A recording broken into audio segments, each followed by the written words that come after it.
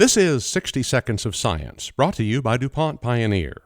Across the most productive land in the Corn Belt, there is a pest that shows great ability to outsmart scientists and farmers and take away millions of bushels of production. It's the corn rootworm in beetle and larval stages.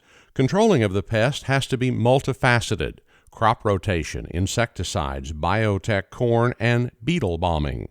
I asked Troy Deutmeyer, field agronomist for DuPont Pioneer, how beetle bombing is done. We've been using our sticky trap program the past couple of years to try to determine when, and what we're looking for is actually what we call gravid females or pregnant females. And when you start to see 10 to maybe 20% of the rootworm beetle population as gravid females, it's time to come in with either a highboy or airplane or helicopter with an insecticide application, and you can do a pretty good job of knocking down what's in the field. Deutmeyer says you should make sure your field is not the last one in the area to pollinate. If you have the last pollinating field in your neighborhood, those rootworm beetles like to seek silk and pollen, and they can smell that pollen from up to a mile away.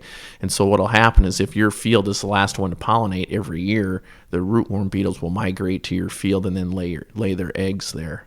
If you can rotate either planting timing or the maturity that you plant in that field, it's been very effective. Clint Pilcher, Director of Scientific Affairs for Insect Resistance, highlights current and future products to expand BT resistance.